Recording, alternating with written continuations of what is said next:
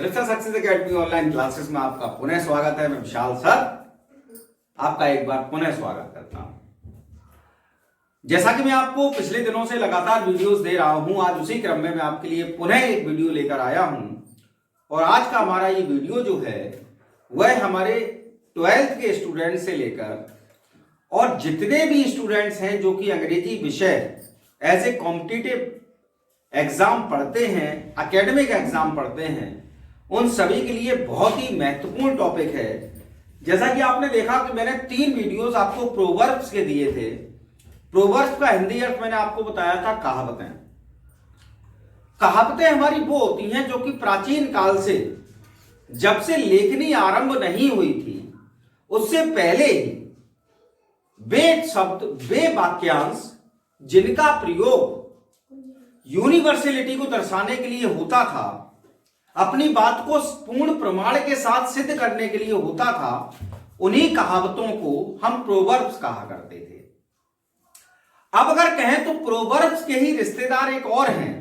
मैंने कुल मिलाकर आपको प्रोवर्ब्स के 3 पार्ट्स दिए थे और 3 पार्ट्स में मैंने आपको 50 प्रोवर्ब्स दिए हैं।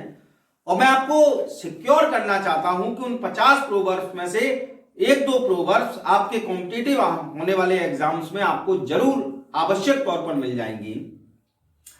अब इसी परिवार के एक और सदस्य हैं हमारे इडियम्स एंड फ्रेजेस, जिनको हम मुहावरे कहते हैं।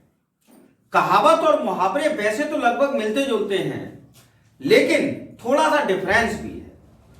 अगर हम इंटरमीडिएट लेवल की बात करें तो इंटरमीडिएट लेवल में क्या आता है कि इडियम्स आते हैं, हमारे मुहावरे आते हैं, और फ्रेजेस का मतलब होता है लोकाक्तियां। तो इडियम्स एंड फ्रेजेस आते हैं। वैसे तो वाक्यांश कहते हैं फ्रेजेस को हम, लेकिन इडियम्स एंड फ्रेजेस मिलाकर हमारा जो सेंटेंस मतलब जो बात बोलते हैं हम कहते हैं मुहावरे एवं लोकाक्तियां, और उनके यूज आते हैं इंटर में। लेकिन जब हम बीए सेकेंड ईयर में पहुंचते हैं तो बीए सेकेंड ईयर में हमारे मुहावरे आते हैं, उनका यूज नहीं आता बल्कि उनका मीन्स लिखने को आता है। जब हम कॉम्पिटिटिव एग्जाम्स की बात करते हैं, चाहे वो टीजीटी हो, पीजीटी हो, यूजीसी नेट हो, जेआरएफ हो, या आपका अभी जो यूपी में यूपीपीएससी के थ्रू लेक्चरशिप की वैकेंसी आई है, उसमें भी आपका ये टॉपिक है इडियम्स एंड फ्रेजेस। तो इसमें क्या होता है कि आपके लिए एग्जाम में 4 ऑप्शन दिए होंगे, 4 में से एक ऑप्शन सही होगा, यानी कि यूजेस नहीं करने हैं आपको। तो आज मैं आपको idioms and phrases part 1 video लेकर आया हूं।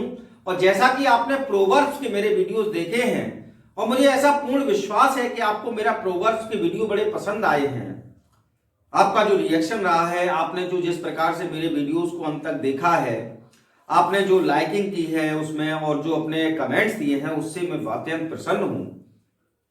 और यहीं से मुझे प्रेरणा मिलती है, जितना आप अधिक मेरे वीडियोस को देखते हैं, जितना अधिक लाइक करते हैं, जितना अधिक शेयर करते हैं, वहीं से मुझे नए नए आइडियाज मिलते हैं नए नए वीडियोस देने के।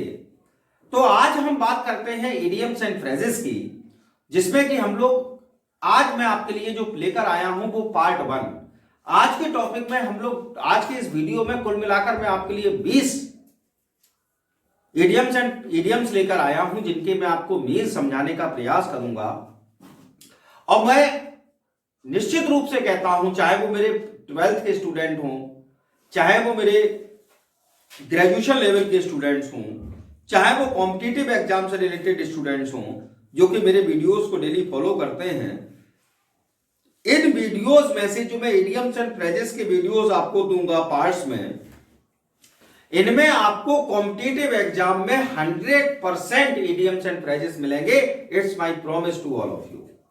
ठीक, so now let start today's topic idioms and phrases part 1। पहले पार्ट में मैंने अभी आपके लिए मात्र बोर्ड पर 10 इडियम्स लिखे हैं। इसके बाद मैं आपके लिए 10 और इडियम्स लिखूंगा। तो पहला मैंने लिखा है एडम्स एल। क्या लिखा? Adam's ale. आप अगर पिछली वर्षों के कॉम्पिटिटिव एग्जाम्स के जिसमें इडियम्स एंड फ्रेजेस आए हैं, उनमें अगर आप उठाकर देखेंगे तो मैंने जो आपके सामने ये लिखे हैं, इनमें से आपको 2, 3, 4 इडियम्स जरूर मिल जाएंगे। तो सबसे पहला है एडम्स एल, और इसका इंग्लिश मीन्स होता है वाटर, और हिंदी मीन्स तो हम जानते ही हैं, वाटर मीन्स पानी, वाटर मीन्स पानी। अब ये एडम्स एल कैसे हुआ? हालांकि वैसे हम लोग डिस्कस, इडियम जो होते हैं हमारे, मुहावरे जो होते हैं वो मतलब कहावतों की तरह हैं, जैसे लिखे होते हैं उनके अर्थ वैसे नहीं निकलते, लेकिन इडियम्स में कुछ हद तक अंदाज लग जाता है। तो मैं यहां थोड़ा सा समझाना चाहूंगा। बाइबल कहती है कि हम सब एडम और ईव की संतानें हैं। बाइबल कहती है कि हम सब एडम और ईव की संतानें हैं, और जब एडम ने अपनी प्रेमिका ईव के साथ, जो कि स्वर्ग में रहा करते थे, उस फॉरबिडन ट्री का फल खाया था, जिसको हम एप्पल ट्री के नाम से जानते हैं अकॉर्डिंग टू बाइबल, तब एडम और ईव को ईश्वर ने क्रोधित होकर पृथ्वी पर फेंक दिया था। और एडम और ईव जब पृथ्वी पर आए तो उनके साथ हमारे जीवन में कष्ट आए, बीमारियां आई, और सबसे बड़ी चीज मृत्यु आई। उससे पहले मनुष्य के जीवन में मृत्यु नहीं थी, क्योंकि मनुष्य इस पृथ्वी लोक का निवासी नहीं था। यह दुर्भाग्य इस पृथ्वी का है अकॉर्डिंग टू बाइबल कि इस पृथ्वी पर जो आता है वह नश्वर होता है। ठीक ऐसा हमारी क्या कहती है? बाइबल कहती है। तो जब पृथ्वी पर, बाइबल कहती है, एडम और ईव को फेंका गया, उस समय इस पृथ्वी पर चारों तरफ पानी ही पानी था।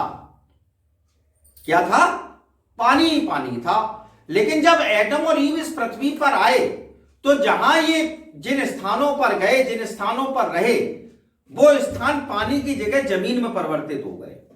कहां परिवर्तित हो गए? जमीन में परिवर्तित हो गए। तो एडम्स एल इसका नाम इसीलिए रखा गया कि एडम के आने से पहले इस पृथ्वी पर क्या था? सिर्फ वाटर ही वाटर था, पानी ही पानी था, और उसके बाद यहां पृथ्वी पर रहने योग्य भूमि प्राप्त हुई। ठीक, तो इसलिए कहा जाता है एडम्स एल। एडम्स एल का मतलब वाटर। अगर मान लीजिए यूज करने को आ जाए तो आप कह सकते हैं I am so thirsty, I need Adam's ale. मैं बहुत प्यासा हूं, मुझे एडम्स एल चाहिए, यानी कि मुझे पानी चाहिए। ठीक, एक बार आपको मीन समझ में आ जाएगा तो आप आराम से उसका यूज कर सकते हैं, उसमें कोई बड़ी बात नहीं है। बस आपको यूज करते समय ध्यान ये रखना होता है कि आपको उसका जो मीन्स मैंने लिखा है ये प्रयोग ना करके आपको इस इडियम का ही प्रयोग उसके मीन्स में करना होता है। तो पानी की जब बात आती है तो हम कह सकते हैं I am thirsty, I need Adam's ale. मैं प्यासा हूं, मुझे पानी की आवश्यकता है। ये हो गया आपका पहला। दूसरा आता है, इसमें मैंने दो आपके लिए इडियम्स लिखे हैं, एन एप्पल ऑफ डिस्कॉर्ड और दूसरा है बोन ऑफ कंटेंशन। दोनों का मीन सेम होता है साहब। An apple of discord, bone of contention, दोनों का मीन्स है cause of strife. Cause of strife, cause means होता है भाई कारण, और स्ट्राइफ मीन्स झगड़े। ठीक, तो झगड़े का कारण अगर हम इसको सीधा सीधा लिखें तो सीधा सीधा लिखेंगे झगड़े का कारण। कॉज ऑफ स्ट्राइफ का मतलब क्या हुआ? झगड़े का कारण। अब इसका मान लीजिए आपसे यूज करने को आए तो हमें इस समय बहुत भाग्यशाली हैं हम कि हमारे जब समय में दो बहुत ही ऐतिहासिक फैसले हुए। उससे पहले ये हमारे समाज में बोन ऑफ कंटेंशन रहे हैं। पहला, अगर मैं कहूं जैसे कि राम मंदिर मुद्दा, बोन ऑफ कंटेंशन रहा हिंदू और मुस्लिम्स के बीच बहुत लंबे समय तक, यानी कि झगड़े की जड़ रहा। ठीक, तो अगर आपका यूज करने के लिए आ जाए तो आप कह सकते हैं the issue of Ram temple was a bone of contention between Hindus and Muslims. ठीक है ना, यानी कि राम मंदिर का मुद्दा भारत में हिंदू और मुस्लिम्स के बीच झगड़े की जड़ रहा। एक और आया अभी, वो था 19 से, अगर हम बात करें आर्टिकल 370 जम्मू एंड कश्मीर, जो कि 370 आर्टिकल अभी हटा, उससे पहले क्या था कि जम्मू एंड कश्मीर का मामला जो था वो भारत और पाकिस्तान के बीच क्या था, झगड़े की जड़। तो Kashmir was the bone of contention between India and Pakistan, यानी कि जम्मू एंड कश्मीर क्या था, भारत और पाकिस्तान के बीच झगड़े की जड़। तो भाई ये आपके क्या हो गए, ये हो गए आपके यूज। तो कुल मिलाकर आप कह सकते हैं एन एपल ऑफ डिस्कॉर्ड और a bone of contention means cause of strike, यानी कि झगड़े का कारण। दूसरा हो गया हमारा। अब आया था एप्पल ऑफ बंसाई। एप्पल ऑफ बंसाई, एप्पल मींस क्या होता है, सेब। बंसाई का मतलब एक आंख का, तो एक आंख का सेब। मैंने जैसा कहा कि प्रोवर्ब्स, इडियम्स जैसे लिखे होते हैं उनके अर्थ वैसे नहीं होते, इनके अर्थ कुछ डिफर होते हैं। तो इसका मतलब होता है वेरी डियर, अत्यधिक प्रिय, अत्यधिक प्रिय। एन एप्पल ऑफ बंसाई का मतलब है अत्यधिक प्रिय, अंग्रेजी में क्या, वेरी डियर। अब मान लीजिए यूज करने को आ जाए, तो यूज करने के लिए हम कह सकते हैं Ram is an apple of one's eye of his parents. Ram अपने माता पिता के लिए बहुत अधिक प्रिय है। मतलब क्या हुआ, वेरी डियर। अब इसकी हिंदी तो नहीं लिखने की आवश्यकता है, वेरी डियर तो आप समझते ही ना, अत्यधिक प्रिय। तो जब कोई चीज, कोई व्यक्ति बहुत अधिक प्रिय होती है तब उसके लिए हम इस शब्द का इस्तेमाल करते हैं, वो है आपका the Apple of once I, यानी कि अत्यधिक प्रिय। उसके बाद हमारा आता है चौथा, fourth number, a bed of roses. Bed, अगर हम इसका, जैसा कि कुछ मैंने अभी बोला था कि इडियम्स ऐसे होते हैं जिनका हम सेंस निकाल सकते हैं, कुछ ऐसे होते हैं जो जैसे लिखे होते हैं उनका अर्थ वैसा बिल्कुल भी नहीं होता। अब मैंने यहां लिखा a bed of roses. Bed means होता है बिस्तर, ऑफ मिस काकी के, और रोजेस मिस गुलाब, गुलाबों का बिस्तर।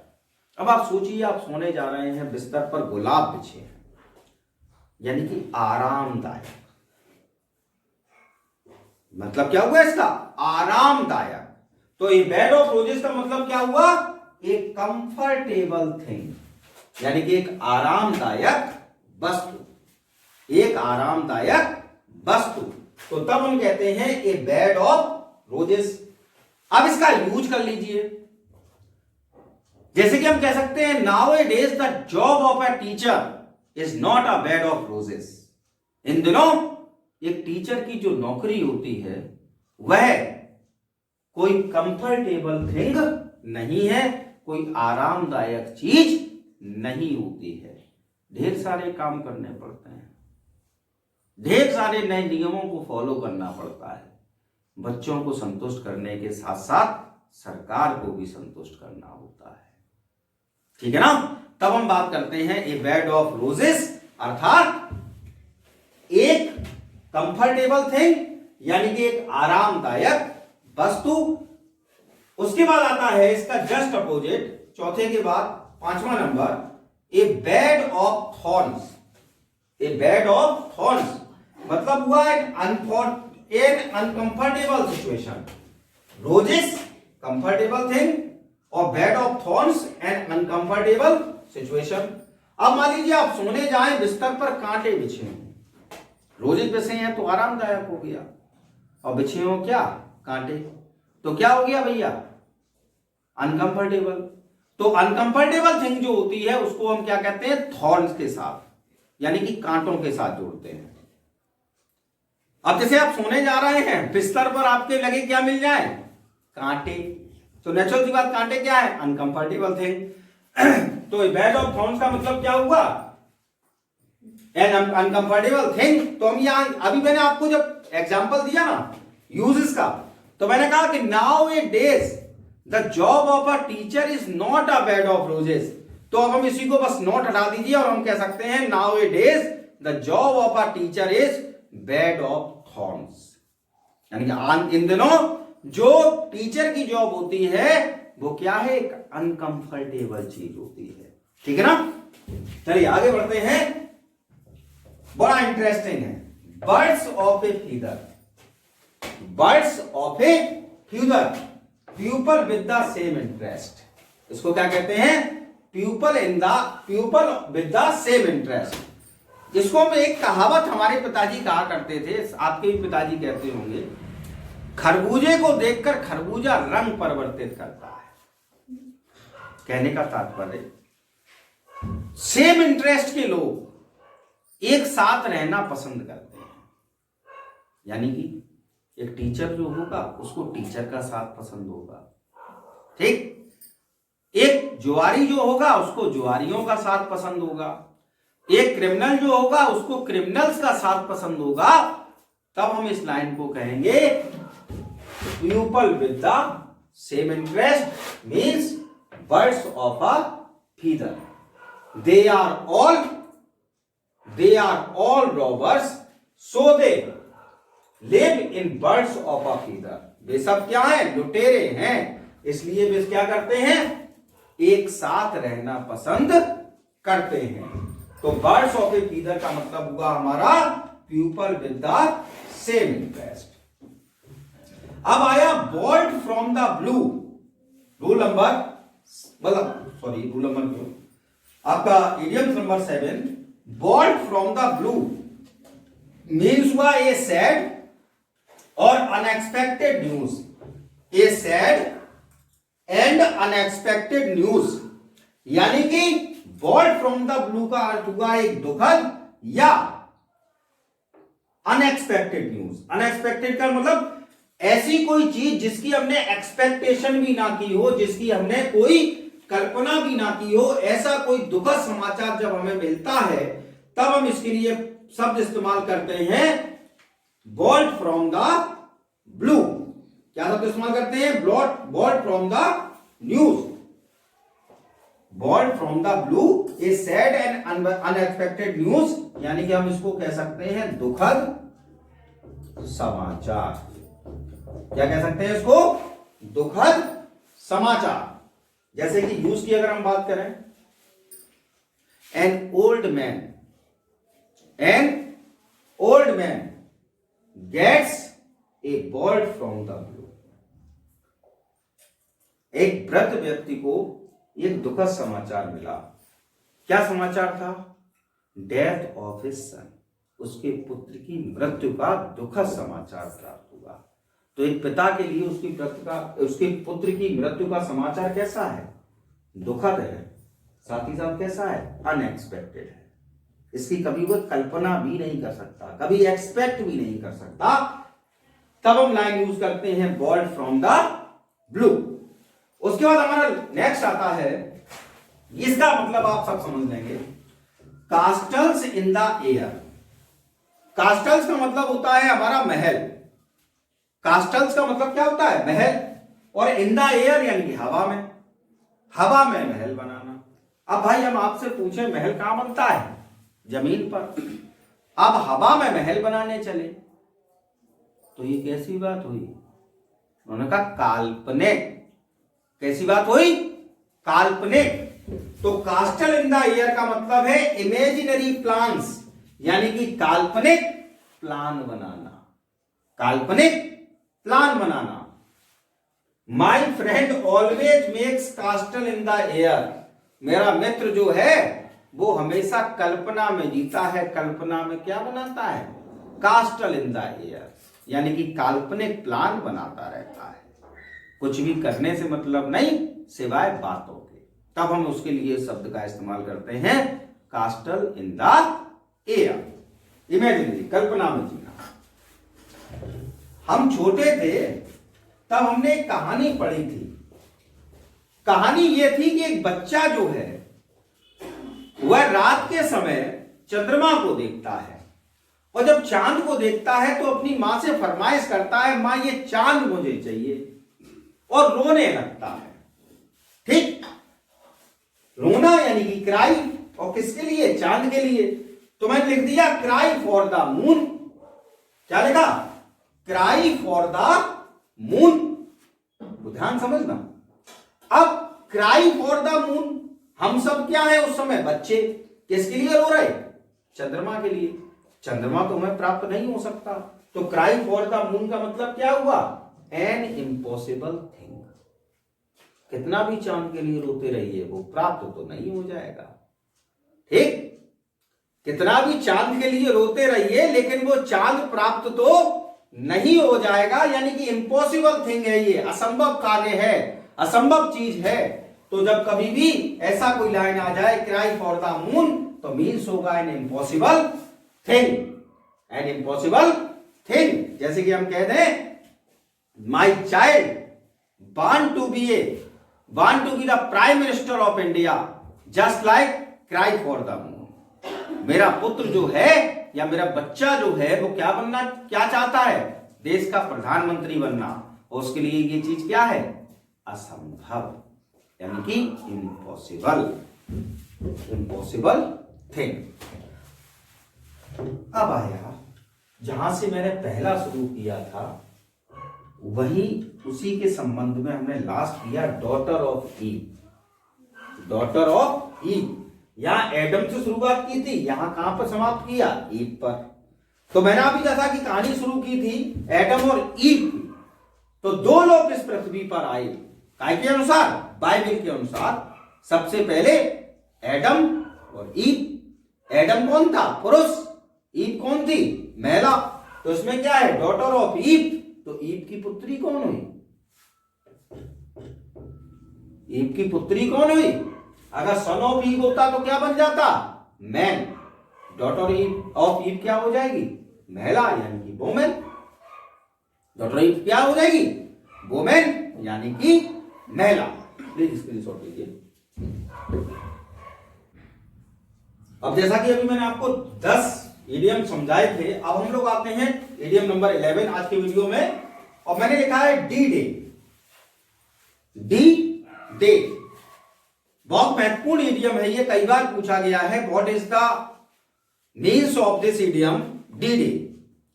तो डी डे का मतलब क्या होता है? डी डे का मतलब होता है day of success. D day का मतलब क्या होता है? डे ऑफ सक्सेस, यानी कि सफलता का दिन। क्या मतलब हुआ? सफलता का दिन। अब इसको कैसे कहेंगे?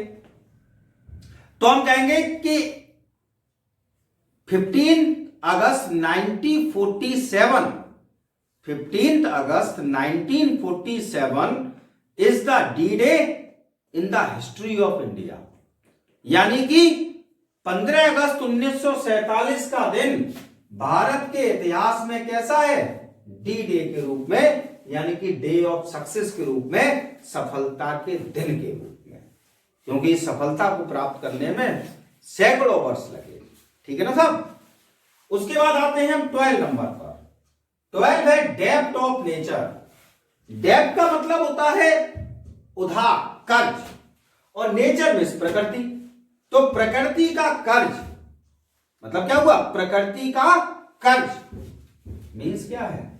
डेथ, यानी कि मृत्यु। मतलब क्या हुआ? मृत्यु। जैसे कि everyone has to pay, everyone has to pay debt of nature in this world। यानी कि इस संसार में प्रत्येक व्यक्ति को एक उधार चुकाना है। वो काय का है? डेब्ट ऑफ नेचर, यानी कि प्रकृति का उधार, क्योंकि हम सबको मरना है। ठीक है ना? हम सबको एक ना एक दिन मरना है। वैसे तो मैं यहां पे आपको ढेर सारी कहानियां सुना सकता हूं, लेकिन बहुत ज्यादा बढ़ जाएगा। फिर भी छोटी सी कहानी है, यहां मेरा मन नहीं मान रहा तो मैं आपको बता देता हूं। गौतम बुद्ध के जीवन से कनेक्टेड एक कहानी है, उनका सरमन एट द बनारस में इस कहानी को प्रिजर्व किया गया है। कि कीसा गौतमी नामक एक महिला थी, मैं बहुत स्पीड से बोल रहा हूं, जरा ध्यान सुनना। कि कीसा गौतमी नामक एक महिला थी, उसके पुत्र की मृत्यु हो गई। वो बेचारी चारों तरफ दर बदर भटक रही है, ये सोचने के लिए, ये देखने के लिए कि कहीं ऐसी दवा मिल जाए जिससे मेरा पुत्र जीवित हो जाए। भाई अब मरे के लिए कौन सी दवा? कोई बता देता है कि बौद्ध जी आए हुए हैं, उनके पास जाओ। भगवान बुद्ध के पास जाती है तो भगवान बुद्ध उससे कहते हैं कि जाओ, आपका पुत्र मैं ठीक कर दूंगा, लेकिन एक मुट्ठी भर क्या लेकर आइए? सरसों के बीज लेकर आइए। खुश हो जाती है। सरसों के बीज लाना क्या मुश्किल है? लेकिन वो उससे एक शर्त लगा देते हैं कि सरसों के बीज ऐसे घर से आने चाहिए जिसका कोई मित्र, जिसका कोई परिवार का सगे संबंधी, माता पिता भाई बहन, कभी किसी की डेथ ना हुई हो। ईसा गौतमी बेचारी चारों तरफ भटकती रहती है, ऐसा कोई परिवार हो ही नहीं सकता जहां किसी की मृत्यु ना हुई हो। आखिरकार वो एक सड़क किनारे बैठ जाती है और फिर उसको ये समझ में आता है कि ऐसा तो कोई परिवार हो ही नहीं सकता जहां किसी की मृत्यु ना हुई हो, यानी कि हम सब नश्वर हैं, हम सबको मरना है और ऐसा कोई परिवार नहीं है जिसमें कि किसी न किसी की मृत्यु ना हुई हो। सब का आना और जाना इस संसार में लगा रहता है, तो हम कह सकते हैं डेप्थ ऑफ नेचर, यानी कि हम सबको प्रकृति का कर चुकाना है, तो वी हैव टू पे द डेप्थ ऑफ नेचर, यानी कि हम सबको एक ना एक दिन मर जाना है। अब आया डूम्सडे। इसका अगर हम कहें तो इस इडियम का बहुत अधिक यूज हुआ है दो साहित्यों में। पहला साहित्य है क्रिश्चियनिटी का, ठीक है ना, और दूसरा है इस्लाम का। The last day of the creation, doomsday का मतलब होता है the last day of the creation, यानी कि इस पृथ्वी का, इस क्रिएशन का जो उस परम पिता परमेश्वर ने निर्माण किया है, उसका जब अंतिम दिवस होगा तब उसको कहा जाता है डूम्सडे। उसके लिए नाम रखा गया है डूम्सडे। क्या नाम रखा गया? डूम्सडे। अगर हम इसको हिंदी में कहें तो हम हिंदी में कह सकते हैं इसको, आपने नाम सुना होगा हिंदी का, कयामत। तो इसको हम कह सकते हैं कयामत का दिन। क्या कहते हैं? कयामत का दिन। क्या कहते हैं? कयामत का दिन। मात्र एक चीज ऐसी है, सभी जितने भी आपके विद्वान हुए उन्होंने कहा कि संसार में अगर कोई चीज ऐसी है जो कि कयामत के दिन तक जीवित रहेगी तो वो कही गई है प्रेम। Love is the only thing that will survive till the doomsday. प्रेम जो है वो कब तक रहेगा? कयामत के दिन तक रहेगा। कौन कहता है? शेक्सपियर कहता है। हर चीज नष्ट हो जानी है। अपनी सोनेट वो लिखता है ट्रू लव, और उसमें वो कहता है कि हर चीज संसार में नष्ट हो जानी है सिवाय एक चीज के, और वो है क्या? प्रेम। सच्चा प्रेम जो है वो कयामत के दिन तक चलेगा। चलिए खैर, उसके बाद आया 14वां, for fish out of water. हम सब जानते हैं मछली जल की रानी है, जीवन उसका पानी है, हाथ लगाओ डर जाएगी, बाहर निकालो मर जाएगी। फिश आउट ऑफ वाटर, मछली पानी से बाहर, उस समय उसकी स्थिति क्या होगी? अगर मछली को पानी से बाहर निकाल दिया जाए तो उसकी स्थिति क्या होगी? नॉट एट ईज, आराम से तो नहीं होगी, फड़फड़ाएगी। तो जब यही line fish out of water हम परिस्थिति के आधार पर यूज करते हैं तब हम कह सकते हैं क्या? नॉट एट ईज, जल बिन मछली, या परेशानी में पड़ना। और इसको अगर हम यूज में कहें तो हम कह सकते हैं कि being an Indian, when I am in China, I am as fish out of water. भारतीय होने के नाते जब मैं चाइना में पहुंचा तो मुझे दो भाषाएं पता हैं, हिंदी और अंग्रेजी। चाइना के लोग मैक्सिमम चाइनीज बोलते हैं, तो मेरी स्थिति वहां कैसी हो गई? जल बिन मछली की तरह, यानी कि नॉट एट ईज। ठीक है ना? यहां इसको ऐसे प्रयोग कर सकते हैं। उसके बाद है आपका 15वां, फ्लैश एंड ब्लड। फ्लैश में होता है मांस, ब्लड में होता है खून। तो फ्लैश एंड ब्लड जो है वो हमारा एक फ्रेज है जिसका अर्थ होता है ह्यूमन नेचर, यानी कि मानव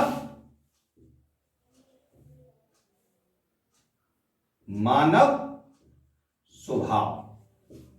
मानव स्वभाव यानी कि फ्लैश एंड ब्लड, मानवीय प्रकृति या मानवीय स्वभाव, मतलब मानवीय स्वभाव। और इसको अगर हम यूज में लेके आए फ्लैश एंड ब्लड को, तो हम कह सकते हैं कि मानव का स्वभाव है कि वह किसी भी प्रकार का इंसल्ट सहन नहीं कर सकता। It is flash and blood of human that he can not be an insult.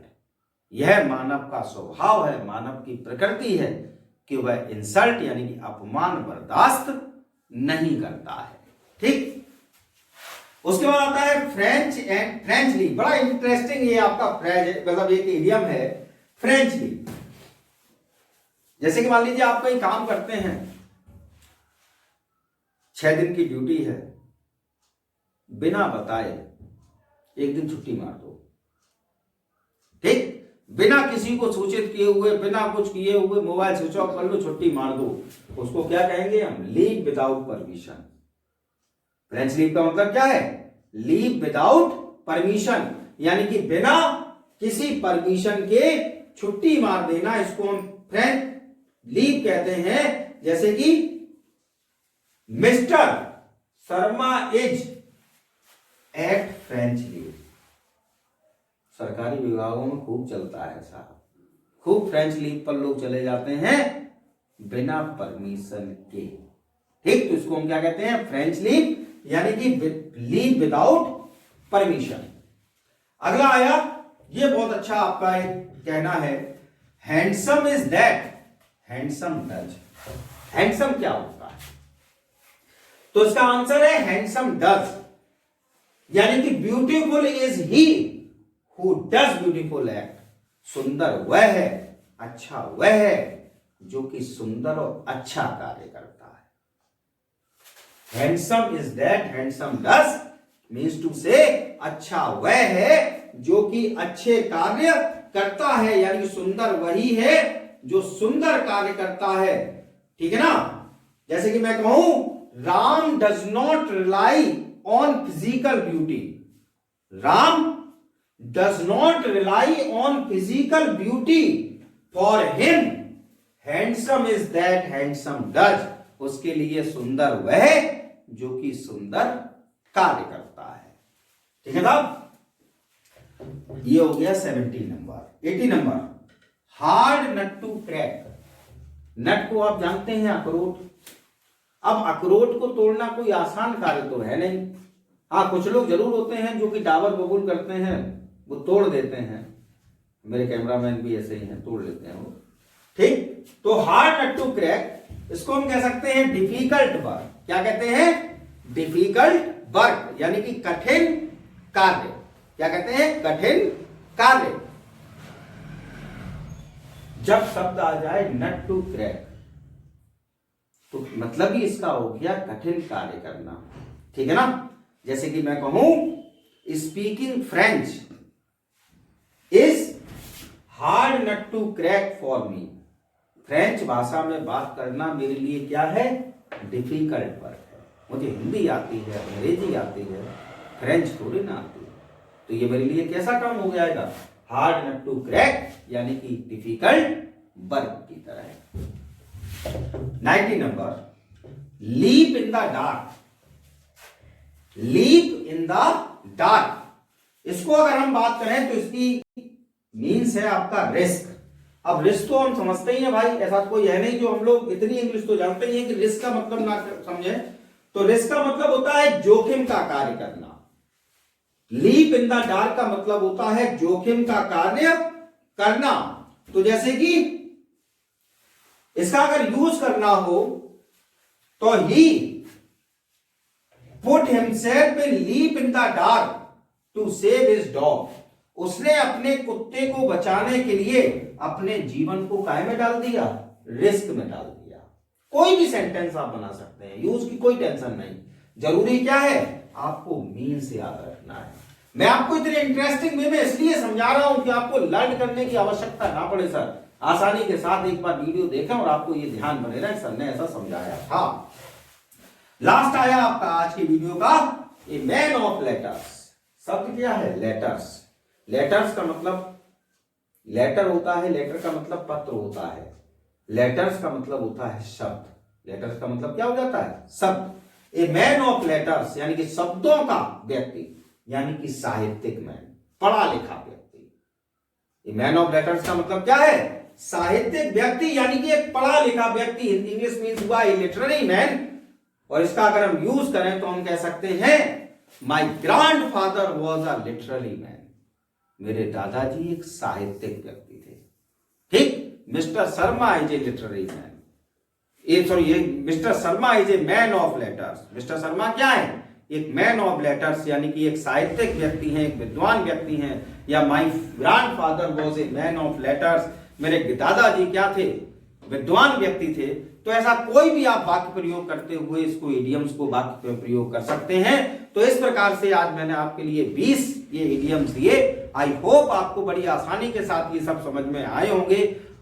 और अगर आपको ये सभी चीजें ऐसे इंटरेस्ट के साथ सीखनी है तो बस आपको मात्र इतना करना है कि मेरे चैनल पर रहना है, मेरे वीडियोस को अंत तक देखना है, लाइक करना है, कमेंट करना है, और यदि अब तक आपने मेरा चैनल सब्सक्राइब नहीं किया है तो प्लीज सब्सक्राइब माय चैनल, और ऐसे ही मेरे चैनल को अपना प्रेम देते रहें, वीडियोस देखते रहें, सीखते रहें। और अगर कोई आपकी क्यूरी है तो आप जरूर कमेंट बॉक्स में जाकर कमेंट करें। I will try my level best, भरकस प्रयास करूंगा मैं to solve your query, to solve your problem.